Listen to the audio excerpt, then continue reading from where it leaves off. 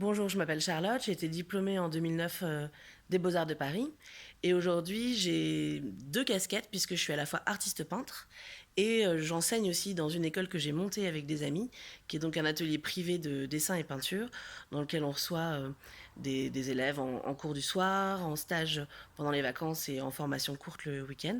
J'ai donc cette double activité, à la fois une activité d'atelier de peinture très solitaire en atelier toute la journée et cette activité d'enseignante et de gestionnaire d'école le reste de mon temps.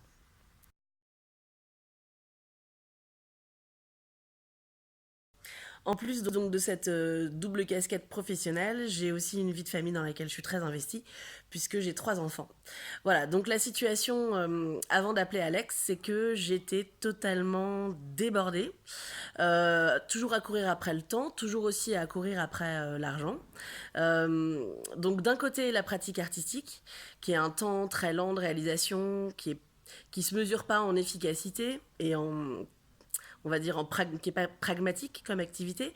De l'autre côté, une activité d'enseignement qui est extrêmement gratifiante et intéressante, mais qui s'accompagne aussi d'un travail administratif, comptable et de secrétariat qui n'est pas forcément à la base mon fort. Et enfin, cette vie familiale avec trois enfants et donc des milliards de choses à gérer. Donc la sensation de tout le temps faire le grand écart entre ces trois choses, pourtant très importantes dans ma vie, d'être tout le temps débordée, d'être tout le temps en retard dans le traitement de absolument tous mes dossiers.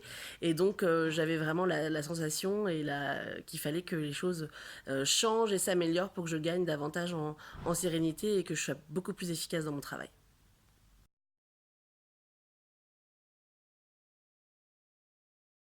Donc mon objectif, quand j'ai commencé à travailler avec Alexandre, c'était de faire le point sur, voilà, sur tout ce que j'avais à faire, si je le faisais bien, si c'était important que je le fasse, s'il n'y avait pas des choses que je pouvais déléguer.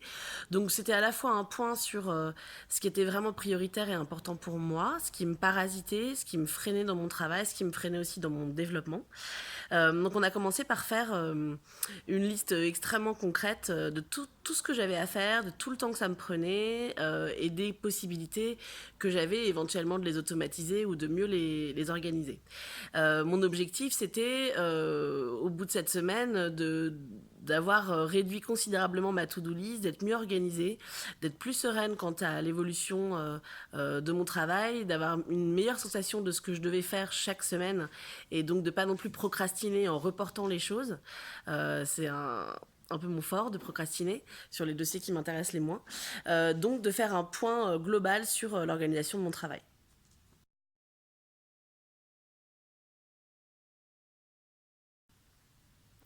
Voilà, et donc au bout de 7 semaines de coaching, je dois dire que je suis vraiment extrêmement contente.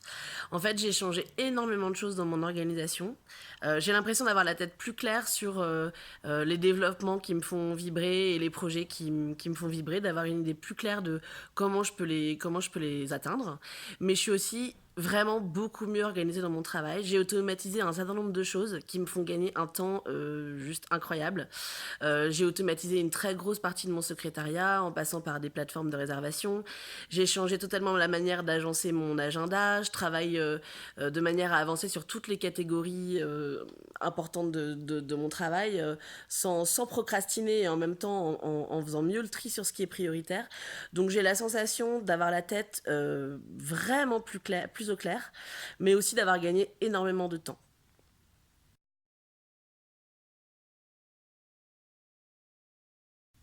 Rebonjour, j'ai fait une petite coupure dans la vidéo.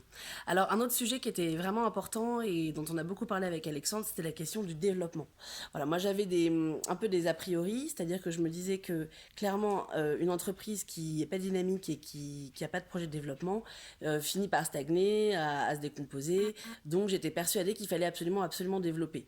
Et en même temps, ça me faisait très peur parce que je n'arrivais pas à concevoir un développement qui se passe en fait de recrutement. Donc j'avais l'impression qu'il fallait forcément que je recrute, que j'élargisse l'équipe et que donc bah, forcément tout ça créerait plus de travail de gestion, de management, de compta. Et j'étais très freinée et très mal à l'aise voilà, vis-à-vis de à la fois pas développer, j'étais un peu perdue. Et en fait j'ai réalisé avec Alexandre qu'il y a plein de projets différents pour développer et rester dynamique, qui sont pas uniquement le recrutement. Et on a mis en place pas mal de choses qui commencent déjà à porter leurs fruits. Et non seulement aussi à augmenter mon chiffre d'affaires, mais à proposer des choses nouvelles à mes élèves, à mes clients.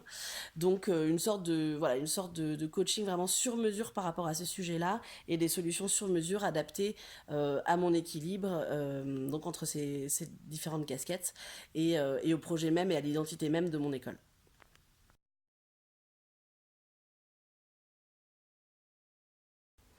Voilà, et donc pour terminer, je dirais que ce coaching que je compte vraiment poursuivre, il a eu des bénéfices professionnels évidents, voilà, clairement, que j'ai déjà listés. Mais au-delà de ça, à titre personnel aussi, je sens des transformations. Je commence à sentir des transformations dans le sens où j'ai l'impression de vivre ce que je suis en train de faire maintenant, c'est-à-dire le moment présent. J'ai l'impression de le vivre de manière plus intense parce que je me sens donc vraiment moins parasitée par tout le reste. Donc j'ai la sensation que, voilà, que ma mesure du temps a un peu changé et que je profite davantage de ce que j'ai à faire maintenant et de ce qui m'intéresse et que je vis aussi moins comme une corvée tout le reste qui m'intéresse peut-être un petit peu moins. Donc voilà, une mesure du temps personnel qui a changé aussi, donc un impact sur ma vie personnelle. Donc j'en suis très heureuse.